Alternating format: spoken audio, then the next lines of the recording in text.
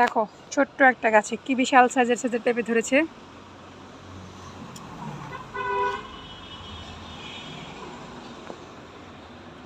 এই পেঁপের সাইজটা কিন্তু খুবই সুন্দর বড়।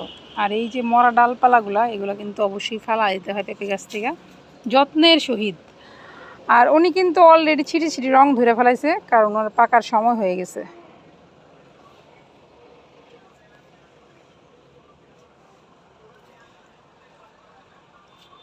উনি কিছু অপুষ্টিতে ভুগতেছে।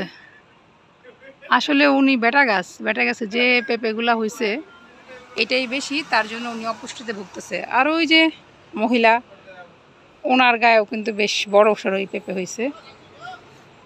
এই আর কি, সারিবদ্ধভাবে আমের গাছ। ওনাদের কিন্তু প্রচুর ঝুইকা ঝুইকা আম হয়েছিল। তো এই যে মনোরম পরিবেশটা, সৌন্দর্য মণ্ডিত পরিবেশ, এটা কোন জায়গায় বলতে পারো? এটা আমাদের হালুয়াঘাটের খুবই কাছের একটা এলাকা। এই যে দেখো আমড়া পাতা, একটু আমড়া পাতা খাই।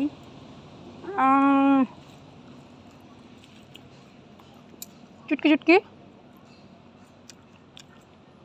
তেঁতুল পাতাটাই বেশি মজা আমড়া পাতার থেকে।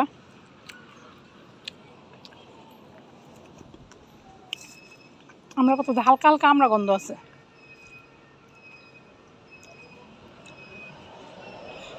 আগের দিন ভিডিও করে বলছিলাম এটা কিসের জন্য, বলতে পারছিলাম না আসলে। এইগুলো এই যে বাইক রাখার জন্য, সাইকেল রাখার জন্য। সাইকেলটা হলে একদম ভিতরে ঢুকে পড়তো, আর বাইকের জন্য মাথাটা ভিতরে ঢুকায়া টানা লাগাই দিতে পারে। এই জন্যই এই সুব্যবস্থাটা করছে আর কি।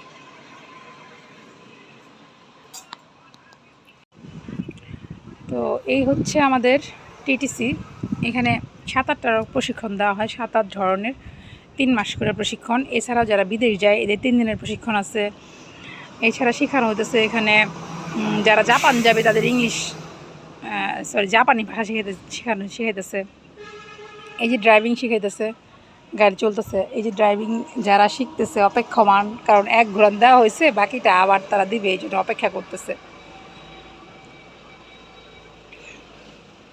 তো আমি যে স্টুডেন্ট একজন করে নামবো আর উঠবো। ফুল গাছ সব কিছু মিলায় পরিবেশটা কিন্তু একদম শান্ত নিরিবিলি। 10সা পার এটা অবস্থান করতেছে, যেহেতু আমার বাড়ি গাঙ্গিনা পার, গাঙ্গিনা 10সা আমার নিজ এলাকায়। এই মনোরম পরিবেশটা, যারা ট্রেনিং শিখতে আগ্রহী তারা অবশ্যই এখানে যোগাযোগ করতে পারো। আর বসে থাকার মাঝে হয়তো শান্তি আছে, বাতাস একদম খুব সুন্দর বাতাস আছে, সুন্দর সব কিছু মিলায় খুবই সুন্দর। এই গাছে তো একদম নিচের গুড়ির থেকে পেঁপে হয়েছিল, অনেকগুলো পেঁপে তারা পায়রা নিছে, পায়রা খাওয়া